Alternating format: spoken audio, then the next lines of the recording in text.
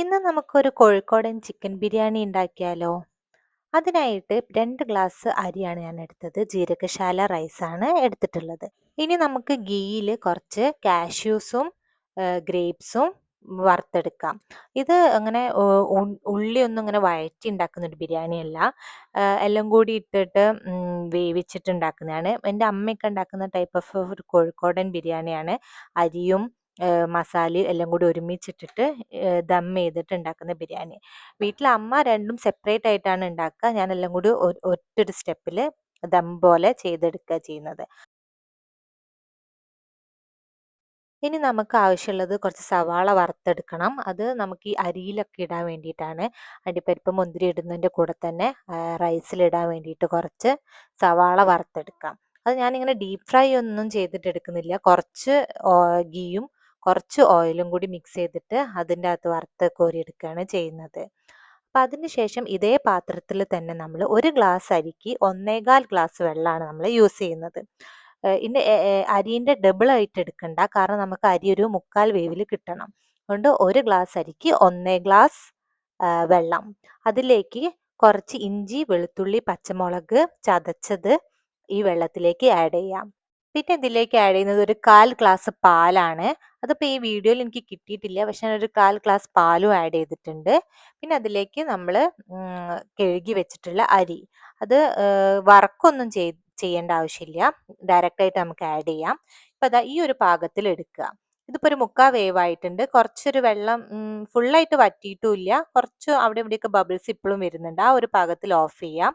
ഇനി നമുക്ക് മസാല തയ്യാറാക്കാം. ഈ അരി മാറ്റി വെച്ചിട്ട് നമുക്കൊരു കുക്കറിൽ, ഈ കുക്കറിൽ തന്നെയാണ് ഞാൻ അരി ഇട്ടിട്ട് ദം ചെയ്യുക.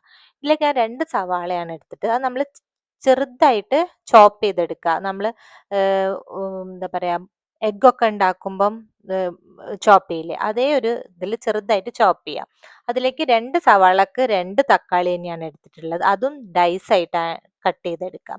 പിന്നെ നമ്മൾ നേരത്തെ സവാള വറുത്ത് വെച്ചിട്ടില്ല, അതിന്നൊരു കുറച്ചൊരു 1/4 സ്പൂൺ ഓഫ് സവാളയും ആഡ് ചെയ്യാം.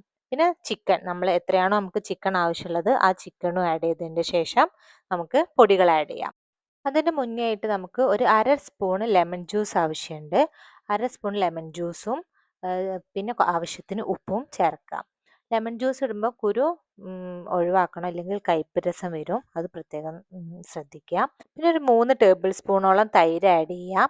പിന്നെ പൊടികൾ, മഞ്ഞൾപ്പൊടി ഒരു 1/2 ടീസ്പൂൺ മഞ്ഞൾപ്പൊടി, പിന്നെ 1 ടീസ്പൂൺ മല്ലിപ്പൊടി, വറുത്ത മല്ലിപ്പൊടി, പിന്നെ മുളക് പൊടി ഒരു 1/2 ടീസ്പൂൺ മുളക് പൊടി, പിന്നെ ഗരം മസാല പൊടി അതൊരു 1/4 ടീസ്പൂണോളം, പെരുംജീരകത്തിൻ്റെ പൊടി, പിന്നെ അതേപോലെ തന്നെ ഉലുവ പൊടിച്ചത് അതൊരു 1/4 ടീസ്പൂൺ മതി. പിന്നെ കറിവേപ്പില, പിന്നെ മല്ലിച്ചപ്പും പുതിനയും ചെറുതാക്കി അരിഞ്ഞത് ആഡ് ചെയ്ത് കൊടുക്കുക. പിന്നെ അതിലേക്ക് നമുക്ക് ആവശ്യത്തിന് കുറച്ചൊരു ഗീ, ഒരു 1/2 ടീസ്പൂണോളം ഗീ ആഡ് ചെയ്ത് കൊടുക്കുക. പിന്നെ ഇഞ്ചി, വെളുത്തുള്ളി, പച്ചമുളക് ചതച്ചത് അത് അത്യാവശ്യം വേണം, എന്നാലുള്ള ടേസ്റ്റ് ഉണ്ടാവുള്ളൂ. ഒരു ഒരു ഒരു വലിയൊരു സ്പൂൺ ഓഫ് ഇഞ്ചി, വെളുത്തുള്ളി, പച്ചമുളക് ചതച്ചത് അതെല്ലാം കൂടി ഇട്ടിട്ട് നന്നായിട്ട് മിക്സ് ചെയ്യാം.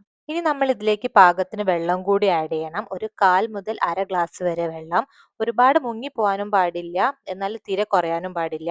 ആ ഒരു മസാലേൻ്റെ സൈഡിൽ നമ്മൾ ലൈറ്റായിട്ട് വെള്ളം ഇങ്ങനെ ഇതേപോലെ ഇങ്ങനെ കാണണം, അതേപോലെ വെള്ളം ഒഴിക്കുക. എന്നിട്ട് നമ്മൾ അതിലേക്ക് ലെയർ ചെയ്തിടുക അരി. ഓരോ ലെയർ കഴിയുമ്പോഴും നമ്മൾ വറുത്ത് വെച്ചിട്ടുള്ള കാഷ്യൂസും ഗ്രേപ്സും ഒണിയൻസും ഇട്ട് കൊടുക്കുക. അതേപോലെ തന്നെ ഗീയും വേണമെങ്കിൽ അതും ആഡ് ചെയ്ത് കൊടുക്കുക. പക്ഷെ ഞാൻ ഗീ ആഡ് ചെയ്യുന്നില്ല. ഒരുപാട് ഗീ ഇവിടെ ആർക്കും ഇഷ്ടമില്ലാത്തതുകൊണ്ട് ഒരുപാട് ആഡ് ചെയ്യുന്നില്ല. ഞാൻ റൈസ് കുക്ക് ചെയ്യുമ്പോൾ ഇട്ട ഗീ തന്നെയാണ് ഉപയോഗിക്കുന്നുള്ളൂ. വേണമെങ്കിൽ ഗീയും കൂടി ആഡ് ചെയ്തിട്ട് അങ്ങനെ നമുക്ക് എത്ര ലെയേഴ്സ് കിട്ടുമോ അത്രയും ലെയേഴ്സ് ചെയ്യാം. എന്നിട്ട് നമ്മൾ കുക്കർ അടച്ചു വെക്കുക. കുക്കർ അടച്ചു വെക്കുമ്പോൾ എന്താ ശ്രദ്ധിക്കേണ്ടത് വെച്ചാൽ വിസിൽ വെക്കാൻ പാടില്ല. വിസിൽ ഒഴിവാക്കിയിട്ട് ഒരു 40 മിനിറ്റ്സ് വെക്കുക. 40 മിനിറ്റ്സിൽ തന്നെ ആദ്യത്തെ 10 മിനിറ്റ്സിൽ ഒരു മീഡിയം ഫ്ലെയിമിലും പിന്നെ ഒരു 10 മിനിറ്റ്സ് കഴിഞ്ഞിട്ട് ലോ ഫ്ലെയിമിലേക്ക് മാറ്റാം. അങ്ങനെ ഒരു 40 മിനിറ്റ്സ് കഴിയുമ്പോൾ നമ്മുടെ ബിരിയാണി ഇതാ റെഡി ആയിട്ടുണ്ട്. എന്നിട്ട് മുകളിലത്തെ റൈസ് മാത്രം മാറ്റി വെച്ചിട്ട് നമുക്ക് സെർവ് ചെയ്യാം. അപ്പോൾ എല്ലാവരും ഈ ഈസി ആയിട്ടുള്ള കോഴിക്കോടൻ ചിക്കൻ ബിരിയാണി ട്രൈ ചെയ്ത് നോക്കുക. അപ്പോൾ ഇനി അടുത്ത വീഡിയോയിൽ കാണാം.